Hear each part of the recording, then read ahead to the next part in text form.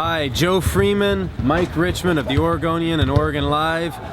Well, this isn't quite the season that we expected out of these Blazers, and it's certainly reached its lowest point of an underwhelming season so far. I think so. Lowest point so far. Blazers lost for the 4th consecutive time and 8th time in the last 9 games, Wednesday night at the Moda Center. Worst of all, it came against the lowly Dallas Mavericks, 96-95. The Mavericks entered the game sharing the worst record in the NBA, sporting the worst offense in the NBA. They promptly torched the Blazers for 62 first half points. Blazers were a mess. Mavericks were doing whatever they wanted to against the Blazers defense, which still continues to be leaky, and there doesn't really appear to be any help in sight there. I think anybody that's watched this team, the Blazers, who are now 13-18 and tied for the 8th seed in the West with the Sacramento Kings and Denver Nuggets, anybody who's watched them is sort of grasping for answers about what's going on, what's so wrong, why are they so, have they underperformed so badly, and really defense, obviously, which we've talked about roughly a billion times over the first 2 months of the season, is the chief concern, but it's more than that. The magic is gone, the balance is gone, the ball movement is gone, the confidence might soon be gone too. And yet, despite all of those terrible things Joe just said, the Blazers had 2 chances to win this game. First, with about 25 seconds left, the Blazers got the ball down 1. Damian Lillard kind of probed in, drove the baseline, looked for a pass, only to have the ball knocked. His pass deflected off him and out of bounds, giving the ball back to the Mavericks. And the Blazers, for all of their terribleness, got one more chance because the Mavs are also terrible.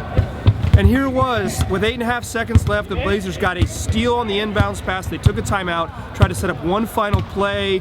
Damian Lillard was supposed to take a high pick from Al-Farouq Aminu. The pick never came.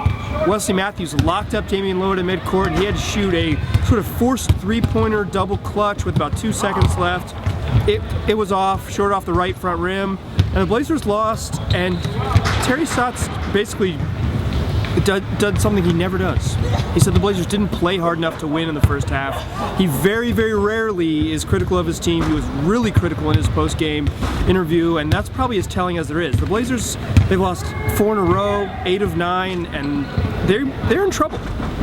Like Joe said, where is the solution on this team? Yeah, you kind of thought before they went on this last trip that maybe they were stepping out of their fog. They had a pretty inspiring performance in a loss at Los Angeles, then arguably their best win of the season at home against the Thunder, but a 45-point crushing against the Thunder, tough loss at Denver, and then ending with that crazy weird game and loss against the Kings. Now tonight, this is definitely the lowest point of the season so far.